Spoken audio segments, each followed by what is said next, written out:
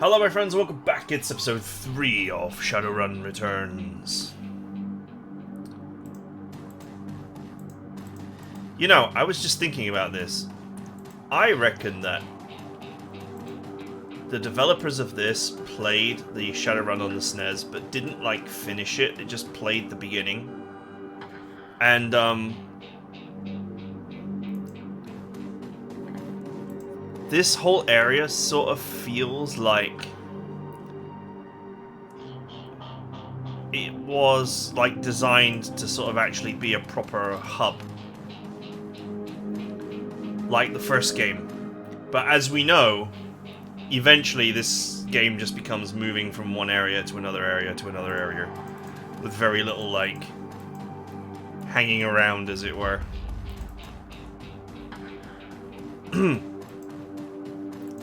But I do just get that feeling that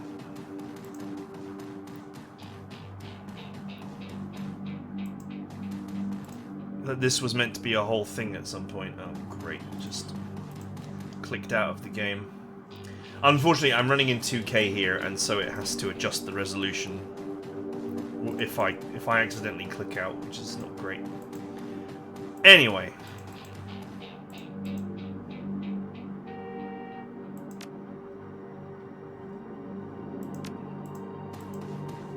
Let us proceed.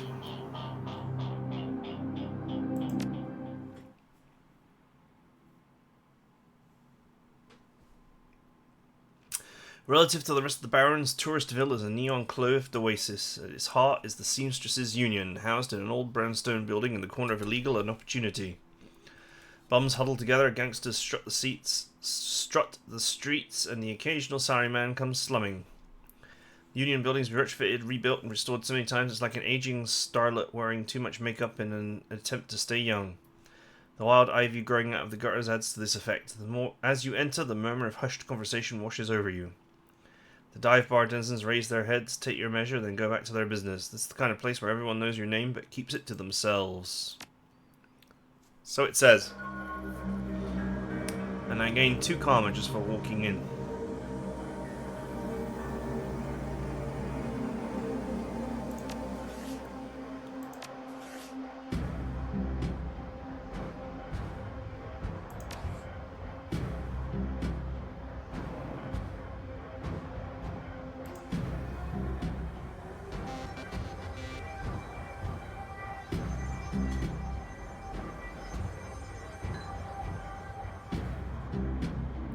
It's interesting how strength does chance to hit with melee or throwing weapons, but then close combat also does chance to hit with melee and unarmed.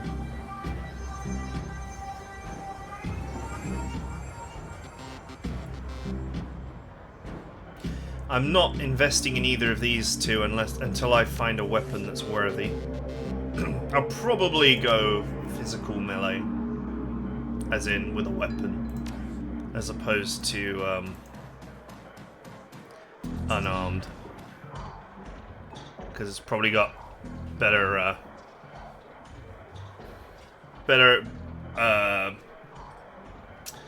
weapons in melee than in unarmed. You can get unarmed weapons in Shadowrun, things like monofilament,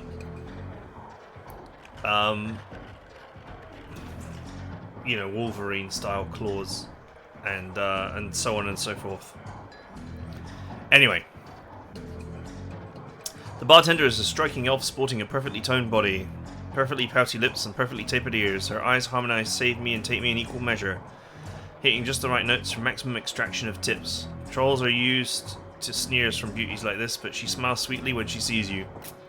Hey there, haven't seen you before, what can I get you? Something dirty in a clean glass.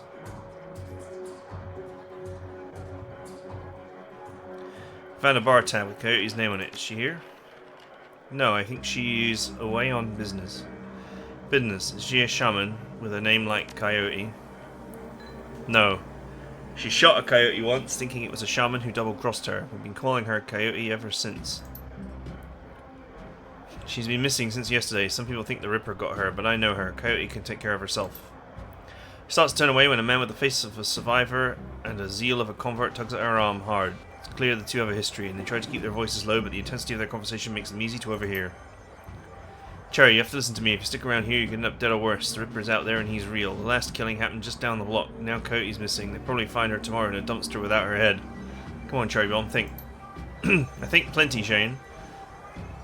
I'm getting a PH freaking D from UW in neuroprosthetics, studying under Ogermans. And how am I paying for it? Bartending tips. There are faster ways for a Baron's girl to earn that kind of scratch, but I'm not taking them, so what do you want from me? I want what you want. A better life, a better world for everyone. The Universal Brotherhood can give you that. I've heard this all before. This isn't some trick to get us back together. Things are different now. I'm different now. The Brotherhood... Cherrybone's face... Pretty face is hard.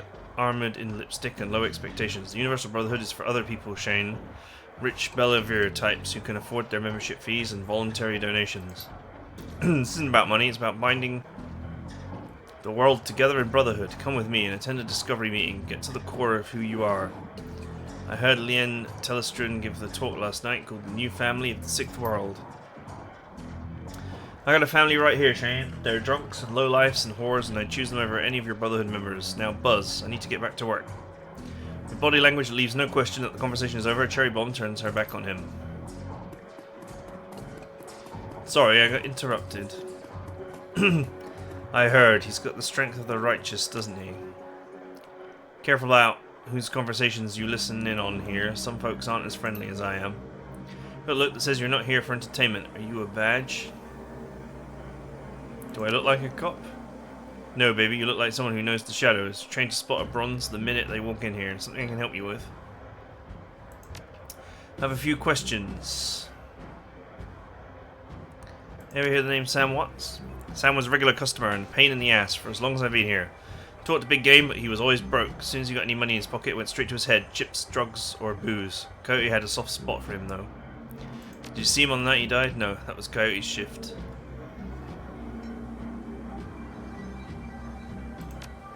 Tell you about this place. Some here come here for the booze, some for companionship, others are looking for something they can't get anywhere else. If it's illegal or immoral, it can be bought, sold, or rented, or consumed. You can probably find it here. The Union seems to attract people like you. Shane, old boyfriend, he used to work here. One day he saw a billboard for the Universal Brotherhood, and that was that. Went to a meeting, made new friends, moved in with them. I was happy for him until he started coming around and trying to recruit me. I don't need that direct. Who runs this place? That would be Miss Kubota. We've heard that before. She's in the back room. Can't miss her. Whiz. Nil sweat. The nillest of sweat. Hey guy, I got some extra outfits I'm trying to unload. You want first dibs? I'll take a look.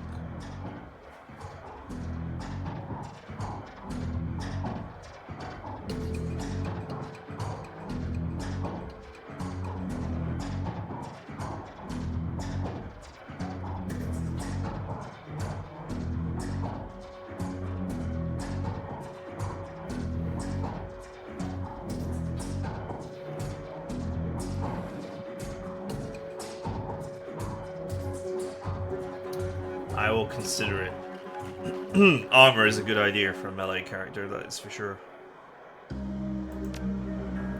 What's my current armor? 1, I presume.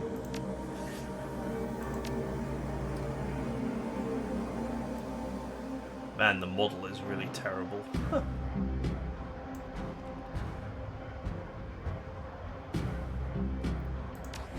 I hate the fact that this is the icon for opening the inventory. I'm allergic to pressing the power button.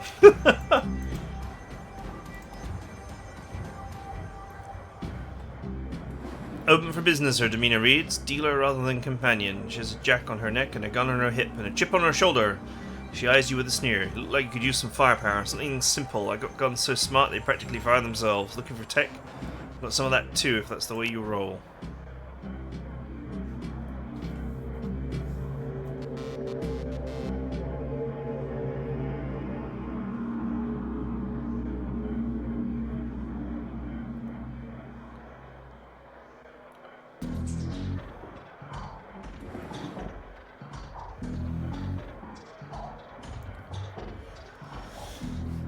You got nothing I want.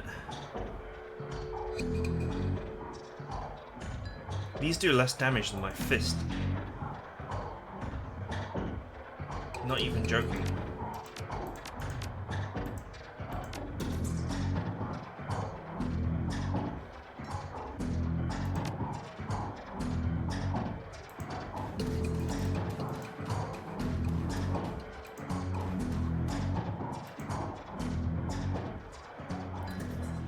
Posted at the doorway to the VIP section is a tower of troll muscle wrapped in an impossibly tailored suit, whether the product of good genes or expensive aftermarket cosmetic work. The troll's gleaming horns are perfectly frame his face, and his polished tusks and goatee accentuate the set of a lantern jaw. Welcome, please behave yourself. Will do, you get troubled here often. Nothing a stern look can't usually solve. You have business here? I was a friend of Sam Watts. You know him? Sure, everyone here knew Sam. Shame to lose a part of the family. There was a sharpness in Kalue's... I presume that's his name. Kalue? There's a sharpness in his eyes. Look of a man who has seen much and earned wisdom at a young age. It's the same thing said 3 different ways. Encouraged to call it a night, I say. Sam was a drunk, but usually wasn't a violent one. Usually, what about the night he died? He was a bit agitated, didn't catch the specifics, might have been over a woman. Thought I was going to have to throw him out, but I had to deal with a couple of rival go-gangers posturing for one of the working girls upstairs. Jake helped Sam out instead.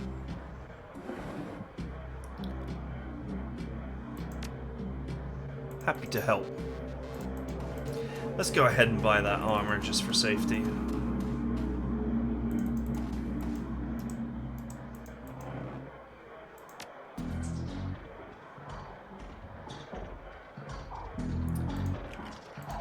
Go with 4 armor and 3 HP.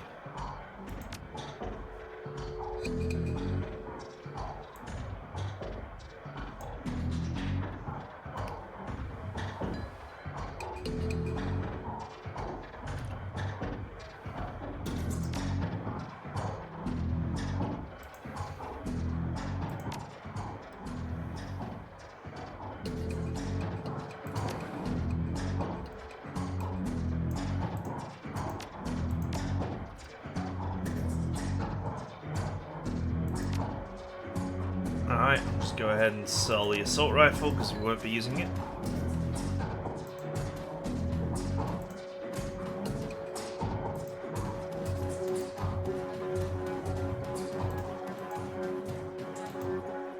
Johnny Clean! This man is dressed like a janitor, but he's wearing unusually clean overalls. Tall, rail thin, and has a cunning look in his eye that says he's more than just a maintenance man. Howdy, name's Johnny Clean, you knew?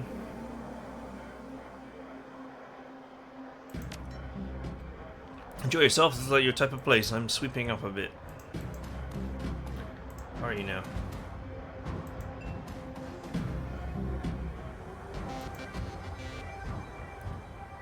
Covered in glowing magical talismans and fetishes, the troll does not seem fully of this world. He mumbles to himself constantly. He mumbles. Apparently participating in several conversations at once, but with entities you can neither see nor hear. Told you, it's not like that at all. Bring me proof and you shall have it. I'm honored, your majesty. That was why I said to use mustard instead of catsup. Forgive me, Jean, I was a fool. He looks you in the eyes, other conversations on hold. You may pursue my magical wares and see their glory.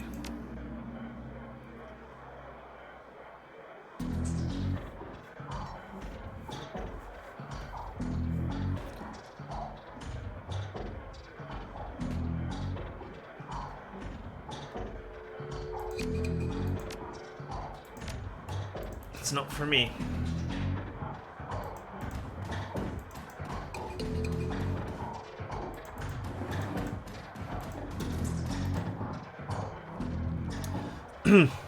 Miss Kubota watches you from across the room, sizing you up as you approach. As you get closer, you can see that she is of mixed race, African and Japanese, her demeanor says. This is my house, mess with it at your peril. But her eyes twinkle with a playful light as she speaks. Konbawa, good evening. My, but aren't you a big powerful troll? You enjoying the Seamstress's union? There should be plenty for a man like you to enjoy. Or is this business? Business. I suspect as much as you walked in, Ome. What business do you have with me? She eyes you suspiciously. Of course you are. Knowledge is power, eh? So I've been told. So, Carl, why should I help you?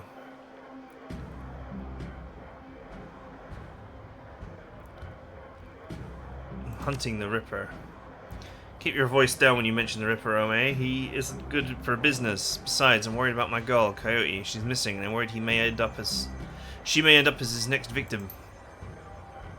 What do you want to know? Did you see Sam at the night of his death? He was here quite inebriated, as he often was. Coyote was working bar that night, and she informed me that Sam was getting rowdy and belligerent with the other customers.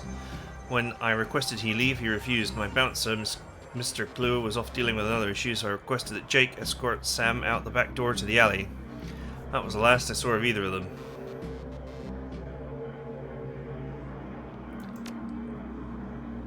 Can you tell me where to find Coyote? I would that I could. I have not seen her in 2 days. She's a smart woman and quite dangerous, but I fear for her.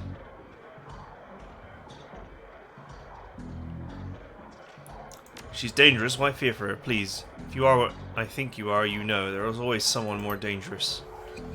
Her room is upstairs if you're looking for her. I invite you to examine it. You may be able to uncover her whereabouts. We would not normally betray her privacy in this way, but she's missed 2 shifts now and cannot be reached on her comm. It is unlike her. If something has happened, I will not have inaction on my conscience. Here's the key.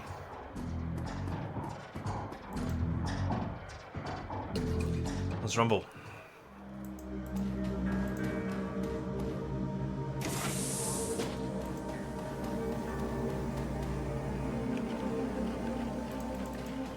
Doesn't look like there's anything to do in there.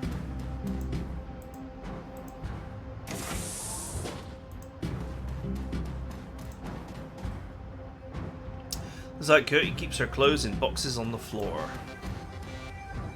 Stand is lit with action movies and cigarette butts. Frame painting of Chicago skyline, done in a stylized silhouette.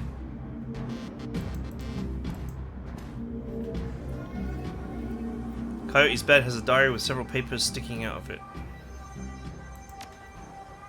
There's a receipt stuck between the pages and a diary entry. Came up from my shift to find 4 of Paco's goons sleeping on our apartment floor. It's getting frigging ridiculous. I want to be with him with the real Paco, but this cutter Drek keeps messing everything up. I love him, but he's totally different with the gang. It's how I make cash, baby, he always says. I try to tell him he doesn't need the cash. I can support us both with what I make at the Seamstress union. But he still goes on these runs with these bozos all over my floor. I feel like he's just seeing how far he can push me before I kick him out. I try to be patient, but why does it have to be all one way? As soon as the last cut was out the door, I lost it. I told him if he ever pulled Drek like that again, he would be sleeping in the alley. Of course, he begged and pleaded with me, telling me it wouldn't happen again. Don't want to deal with this anymore, but don't want him to leave. He's the reason I got through all that stuff last year, and got my bartending license, got this apartment, and this life. I know he cares about me and loves me more than his involvement with the cutters. Just wish he could slice out that gang from our life altogether. Slice out the fear that comes along with it. Receipt for a Browning Max powder pistol from Gin Park downstairs with a note saying how big guns on hot women turn her on.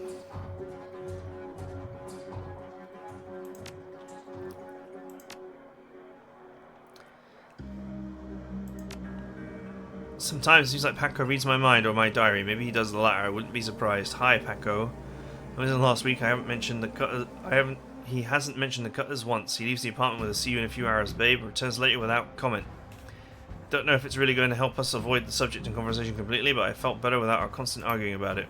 Last 2 nights I've come home from work to Paco waiting up for me, slouching on the old dumpster couch with a novel 4 inches from his face. I imagine that as I turn the key in the door, he perks up and makes himself look especially studious for when I get the door open. He seems superficially surprised to see me, but I love this little act. Well, now that is cute. Let's just say that Paco should stick to guns and motorcycles and leave the poetry to others. There's a receipt and an old photograph stuck between the pages. The picture shows a young girl with caramel skin and dark brown hair. She has a snake wrapped around her arm, yet she's smiling. The back of the photograph has shadows scrawled on it. A COD receipt for a special order of 5 pounds of zebra meat from Maury's Meat Emporium, located near Pike Place Market.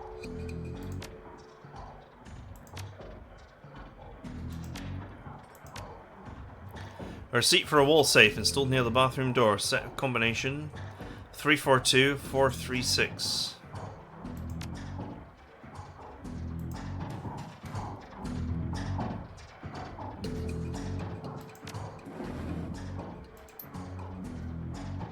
What's in the safe? A frag grenade. It's a bit of a random item to keep in a safe.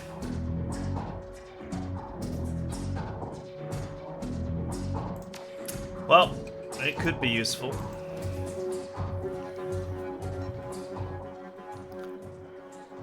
Coyote's computer is ancient, probably fished out of a junkyard. It doesn't even have a data jack, and the cracked display is covered with fingerprints. Tapping the keyboard causes the dust-caked fans to spin up. Only to display on screen password.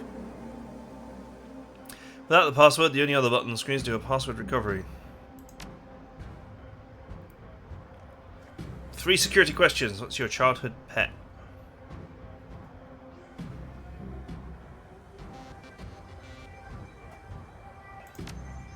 Shadow. Musical act. Ha! Maria Miracle's there.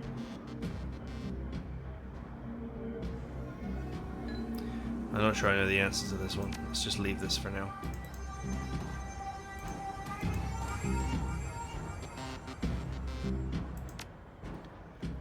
Just check the diary again.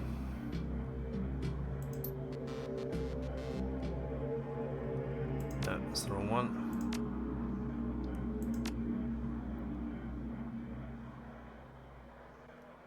Yeah, Shadow is definitely the pet.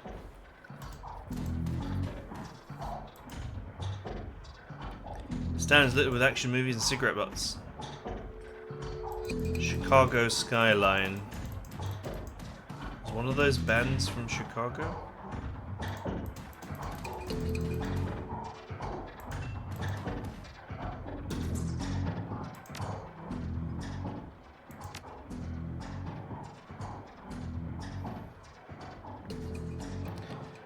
No idea. I could brute force it.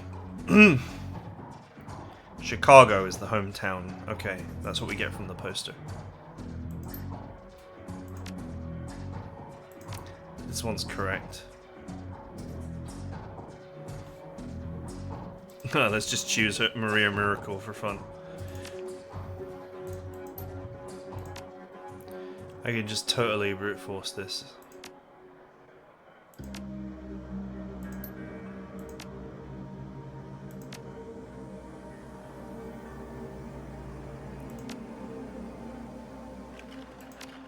So I know 2 of the answers. Your password is being reset. For security, never write down your password.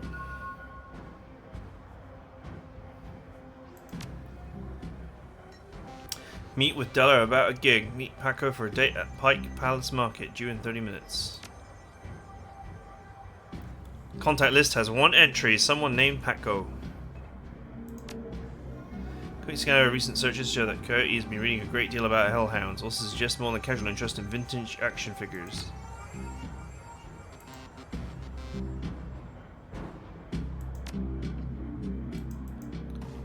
Okay, we've been kicked out, so I guess we've just found out what we need to know.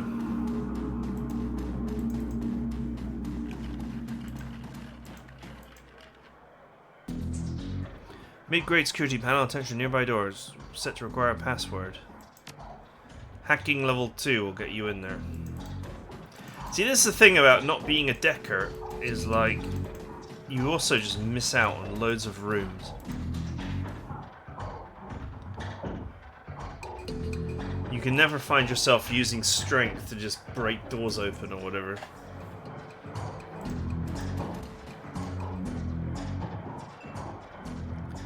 You know Paco? He's a ganger, a member of the Cutters. He's a good kid and a nasty line of work. One Coyote against getting too attached to that type, they don't live long. You heard of the Meat Emporium? No, I'm a vegetarian. You know Jin Park sold Coyote a gun recently? I'm most surprised if she hadn't. Bouncers can deal with most of the troublemakers, but around here you need a gun just to take the trash out to the dumpster. Coyote has a date with Paco at the Pike Place market in the next half hour. If you would go down there, it might bring me peace of mind. I'll call a cab for you. Should be able to get you there in time. Gambate, kudasai. Good luck. She just repeated herself. Good luck, thank you. Which is kind of a weird. Seems a little weird.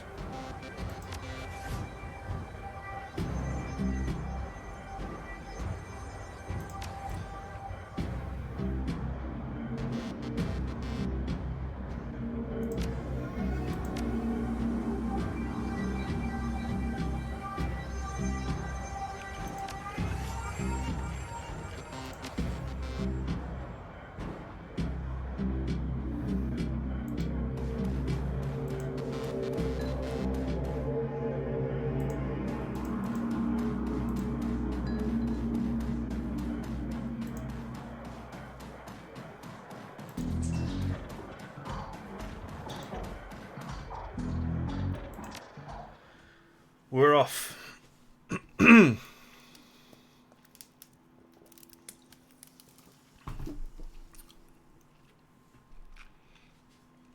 Catch a cab from Touristville to the Pike Place market in a mercifully quiet ride that takes you from probably going to be mugged to probably going to pay too much for your drinks. Compared to the urban wasteland of the Barrens, the downtown area is filled with modern buildings, lighted streets, and unbarred shops. Living beneath the shadows of massive corporate archaeologies, for many these archaeologies are home, for others they're hulking monuments to the world, to where the world went wrong. Famous for its fishmongers, Pike Place Market has been around since the early 1900s looking at the bay. Now it's a market for all things, legal and illegal. A melting pot of haves and have-nots. Even though most of the shops are closed, the sights, sounds and smells of the market hit you the moment you step out of the cab.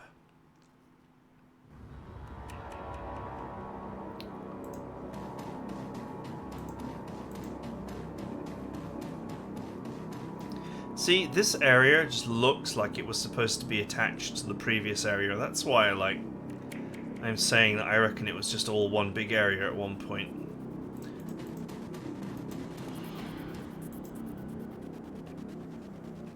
Handsome young man turns away from the crowd and fixes you with his full, completely undivided attention. Sir, you are a beautiful troll, but you could be so much more.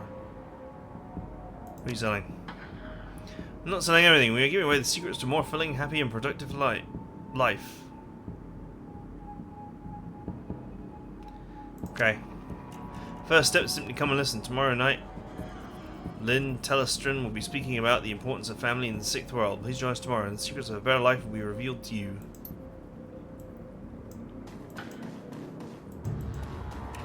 Good old culty boy.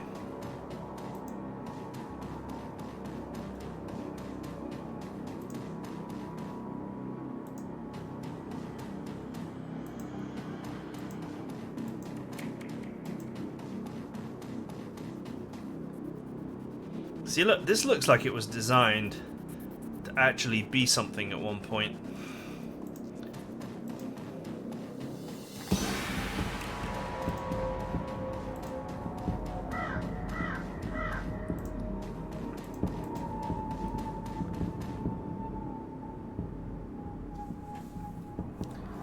Detective Edmon, Auburn Precinct. We have reason to believe the victim may be involved in an illegal BTL smuggling ring we've been investigating. I'd like to examine her belongings for evidence. Badge and SIN, please. It's alright, officer, he's with me. Dresden steps up with the barrier with a warm grin. Okay then, make it quick.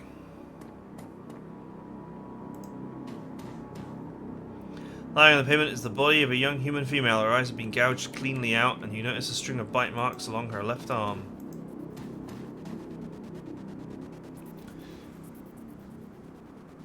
Plainclothes Lone Star officer before you sports a tacky hat and crooked grin to match. So you're the one who work in for the Deadman, eh?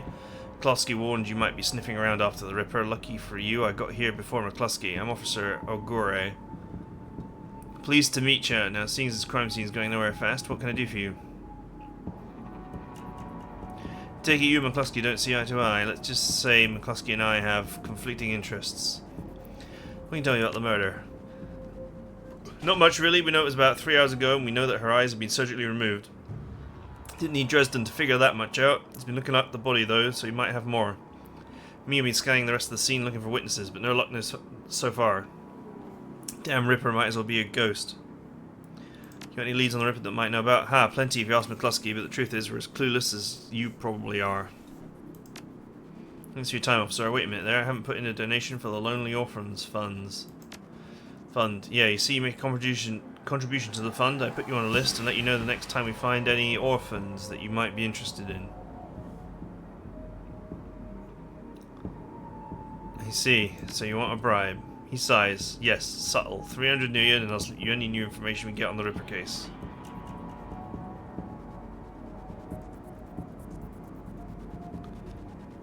I'll give you 100.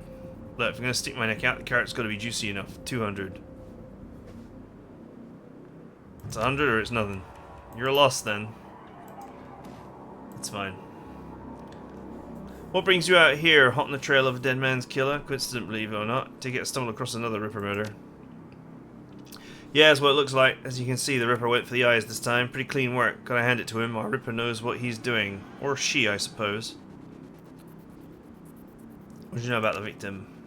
Not much. She's been dead for 3 hours. Her name was Lucy Warden and worked at the Stuffer Shack just around the corner. Looks like she was leaving work when it happened. Can you tell she was subdued? That's a strange thing. There don't seem to be any signs of a struggle. Not a single bruise on her body, yet she was clearly alive when the eyes were taken and died of blood loss shortly after. As to what knocked her out, I don't know. I can run some tests back at the lab. I thought you ran the Redmond franchise. Isn't the Pike Place a little far from home? Yeah, well, I don't really mind the change of scenery. The coroner from downtown branch is out on maternity, so I told management that I'd cover her on this one. Plus, I want this sicko caught. What about the bite marks on her arm? Completely unrelated. It appears some wild dogs dragged her body out here from the alley sometime after her death. Any sign of magic use here? There was evidence of an unusual explosion in the alley where Sam died. That's an interesting thought. No, nothing obvious though. Though I'm sure when McCluskey shows up, he'll call in a full magical forensics team though, just to be sure. Any theories? Trophies of some sort, I suppose? Probably some sort of symbolic significance to the killer. Beyond that, couldn't speculate. Hey, I figure if I help you out, there's a better chance to get this scumbag off the streets a little sooner. McCluskey wants the Ripper in a cell, sure, but he couldn't care less if it takes another dozen murders. Good luck out there, huh? Speaking of McCluskey, you should probably get going soon before he shows up.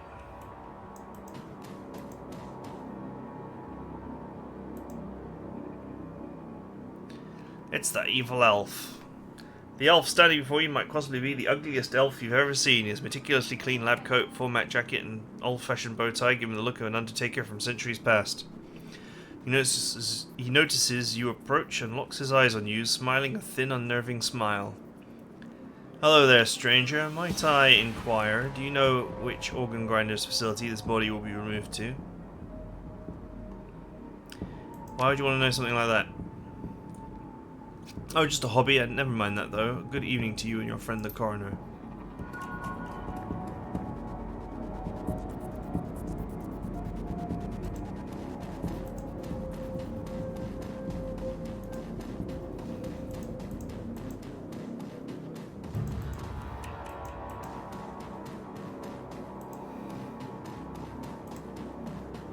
Okay, what am I supposed to be doing? Oh, that. Yes, that.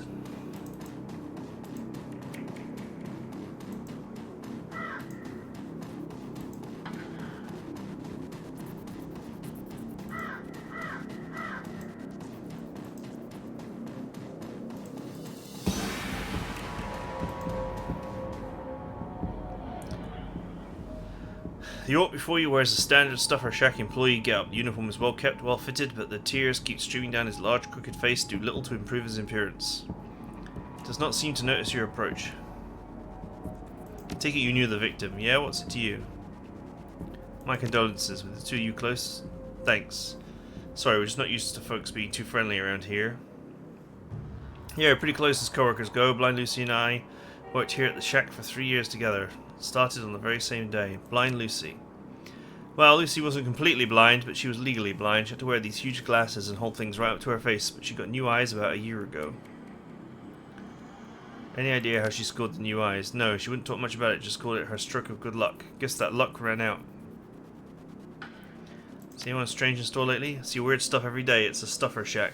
But no, nothing stranger than usual.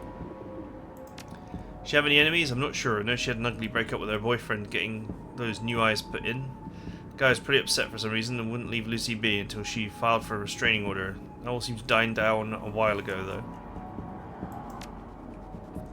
Here at the shack, I saw her earlier today. I think she was heading to the market to meet a friend. Hell, I was going to join her on my way home, but got some last minute customers. That's all I need to know. Thanks for your help and I'm sorry for your loss. Wait, you wouldn't happen to be part of the investigation? In my own way, why do you ask?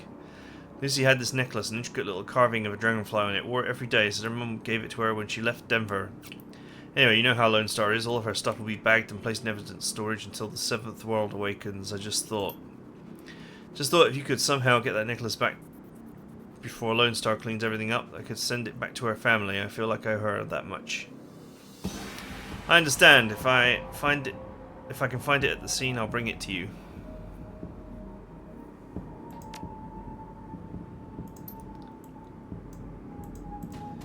I should have asked him what's in it for me. That's the Shadowrun away. But I'm just not that. I'm not that mercenary.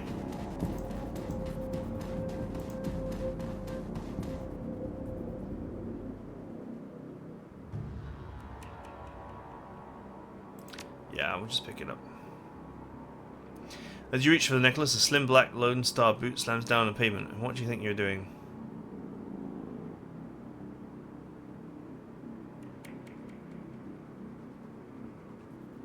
Just reaching for my wallet, making a contribution to the Lone Star Morale Fund. I see. Well, thank you for your contribution, citizen. Don't forget that necklace you dropped. You pick up the necklace. It's an intricately carved piece of wood in the shape of a dragonfly with a small turquoise stone set within its eyes. The wood feels very sturdy for its weight, with genuine wood such as a rarity in the 6th world. This piece might be worth quite a bit to the right buyer.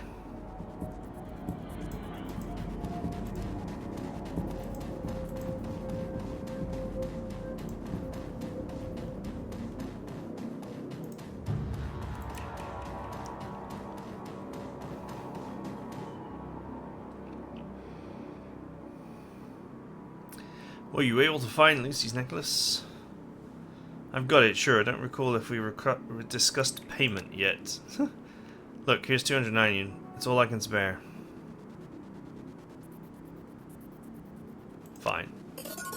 I took a little bit of money from him. As he takes the necklace from you, you can sense a weight lifting from Frank's shoulders. I'm glad I can do this much for Lucy, at least. Thank you for your time.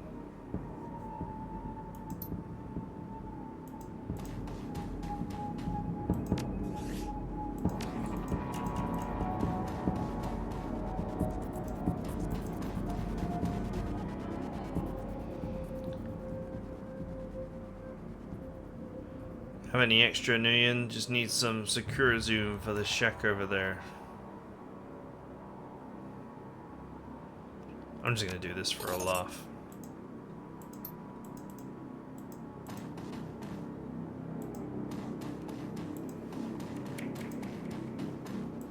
Why not? It's only $10.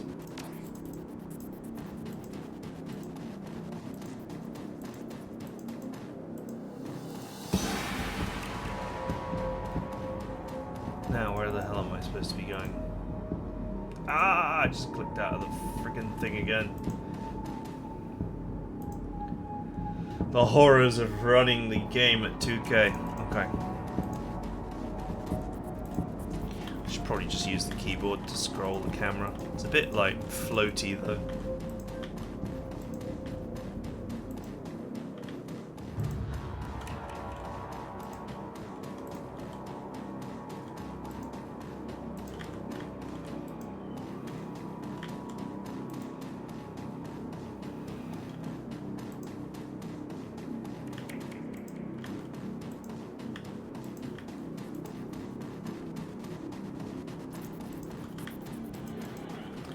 There he is.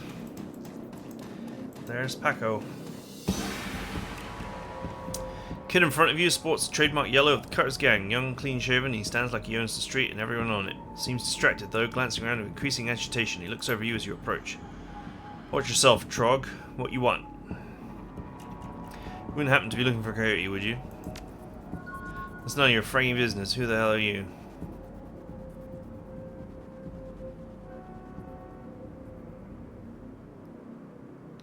Relax, we're on the same team. I'm Edmund, just at the Union, and your girlfriend's gone missing and I'm helping to find her. Tough guy swagger seems to drain out of Paco. The Cutter is gone, and before you stands a kid in a yellow jacket that just doesn't quite fit. Coyote's missing? Oh man, that would explain. She was supposed to meet me over an hour ago. Look, sorry for getting your face like that. What else do you know? If she's missing, I need to find her. Do you know a fixer named Mr. Della? Coyote had a meeting with him a few days ago. I know of him, sure. Blake doesn't allow any cutters to take side gigs though, so I've got no reason to deal with him. Coyote hasn't said anything about taking new work. Wait a minute, Drek, I know where she went. Damn, why couldn't she wait? Damn it. Slow down, where did she go? The Royale Apartments. The landlord, Stevie J, runs a drug ring out of that hellhole. Coyote grew up there. Doesn't like to talk about it much. He's been looking for a way to settle the score with that guy for years. A few days back I heard Mr.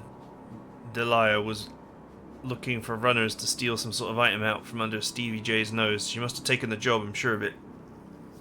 If his thugs caught her, there's grim determination in Paco's eyes. I'm going over there. Are you coming?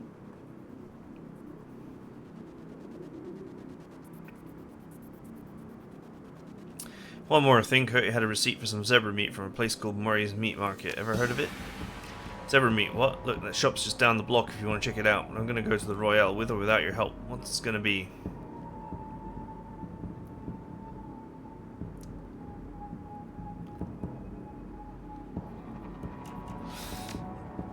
Of course, no way around a fight. Stevie J better be ready for a whirl of hurt. Paco curls his hand into a fist. Now let's get moving. The Royale is just a few blocks from here.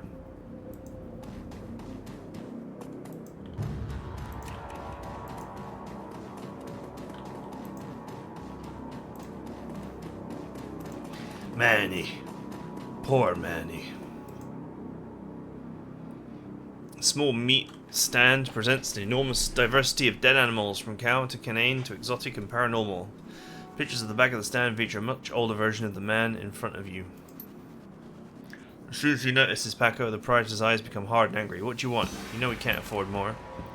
Relax, man. My friend just has a question. You must be Maury. Do I look like a fat old man to you? I'm Manny. Maury's my dad. Now, what do you want? What would someone want to buy zebra meat for? Some people eat it, but I wouldn't recommend that. Tough as nails. Mostly sell it to corp security teams who use it to reward their hellhounds. Flamers go crazy for the stuff for some reason. Oh, Drek, that's why Coyote wanted zebra meat. Everyone talks about the pet hellhounds that Stevie J keeps locked somewhere in the Royale. And she never picked it up. Whatever, anything else? Got this receipt for an order of zebra meat. Still have it for me? I'll look it up. Yeah, I got it right here. 2 days past the pickup time. Don't think anyone was going to come for it. Here, it's all yours now. What's your problem with Paco? Why don't you ask him? What the hell is that supposed to mean? It means that your gang likes to stroll through here and relieve us merchants of our nuyen. My dad stood up to them and he's still in the hospital. Look, it's not my problem. I'm at the bottom of the cutter ranks anyway and couldn't do direct about that even if I wanted to. Tell that to my dad. Don't have time for this. We need to find Coyote. You're right. Let's get going.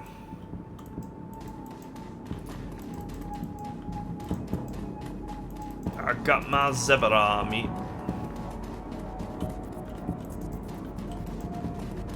Man, look at my guy. He's the size of a house.